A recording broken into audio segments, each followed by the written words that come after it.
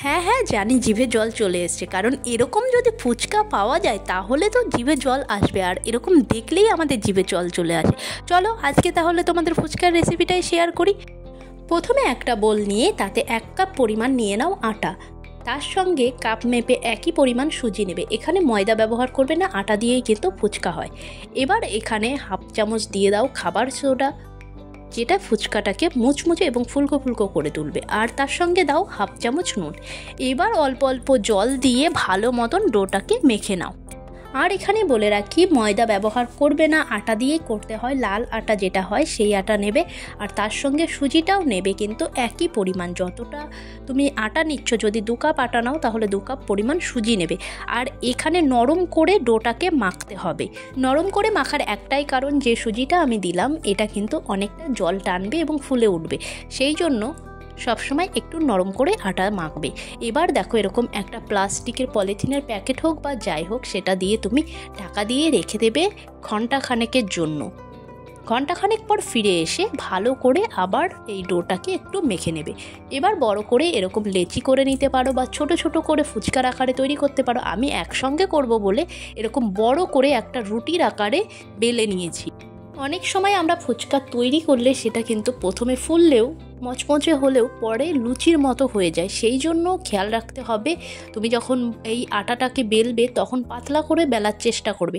এরকম একটা দেখো ঢাকনার সাহায্যে আমি ফুচকার আকারে করে নিচ্ছি। এখন এখানে এই ফুচকাগুলো দেখতে পাচ্ছ একটু মোটা লাগছে, এখন এটা একটু বেলে নেব, তাহলে কিন্তু ফুচকাগুলো বেশ পাতলা হয়ে যাবে। তো এইভাবে খুব ইজিলি তোমরা ফুচকাটা তৈরি করে নিতে পারো। এখন এখানে দেখতে পাচ্ছ ওপরের যে সাইডটা, এটা কিন্তু আরও একটা প্রসেস বাকি আছে। সেটা হলো এরকম একটা ভেজা রুমাল বা ভেজা ন্যাকড়া দিয়ে তোমরা ভালো করে এটা ঢেকে রেখে দেবে এরকম প্লেটের মধ্যে। আর এদিকে কড়াতে তেল গরম করবে, যেটা হাই হিটে রেখে পুরো একদম গরম তেলে যখন ধোঁয়া উঠবে ঠিক সেই টাইমে ফুচকাগুলো তোমাদের ছাড়তে হবে।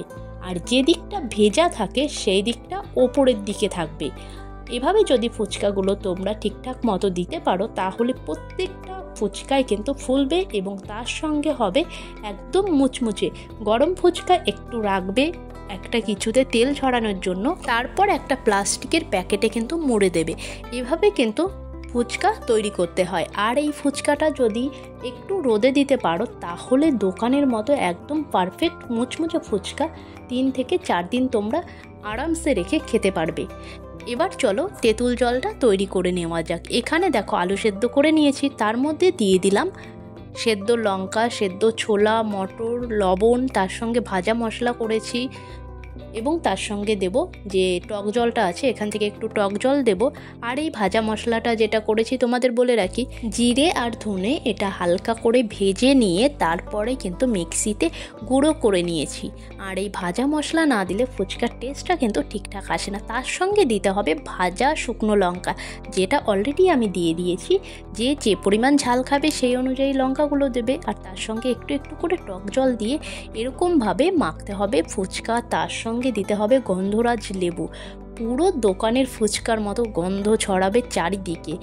আর যেই ভুলগুলো করা যাবে না ফুচকা তৈরি করার সময়, সেটা হলো যে ভেজা রুমালটা দিয়ে ঢেকে রাখতে বললাম, মোটামুটি 10 থেকে 15 মিনিট ঢেকে রাখবে। তা না হলে কিন্তু ফুচকাগুলো ঠিকঠাক মতো ফুলবে না। আর ফুচকাগুলো যখন বেলবে একটু পাতলা করে বেলার চেষ্টা করবে, তাহলে দেখবে একদম মুচমুচে একদম দোকানের মতো পারফেক্ট ফুচকা হবে। আর তার সঙ্গে যেটা করতে হবে, হাই হিটে রেখে ফুচকাগুলোকে ভাজতে হবে। যদি মনে হয় যে লো হিটে করে ফুচকাটা দিলাম তারপরে ফুলে উঠলো, লো হিটে রেখে দিলাম, এরকম করবে না। পুরো হাই হিটে রেখেই কিন্তু ফুচকাটা দেওয়ার সঙ্গে সঙ্গেই দেখবে ফুলে উঠেছে। ঠিক এই প্রসেসে করো। আর যদি রোদ ওঠে তাহলে একবার অন্তত ফুচকাটা প্যাকেটটা রোদে দিয়ে নাও, ব্যাস দেখবে কি দারুণ হয় ফুচকাগুলো। অবশ্যই বাড়িতে ট্রাই করতে পারো আর যত ইচ্ছে ফুচকা তৈরি করে খেতে পারো। আর এদিকে দেখো টক জলের জন্য দিয়েছি এর মধ্যে নুন, গন্ধরাজ লেবু, তার সঙ্গে একটু ভাজা মশলা, শুকনো লঙ্কা যেটা আমি ভেজে নিয়েছিলাম। আর এদিকে দেখো আমাদের পুরোপুরিভাবে রেডি হয়ে গেছে টক জল, তার সঙ্গে ফুচকা আর আলু মাখা দুর্দান্ত হয়েছিল।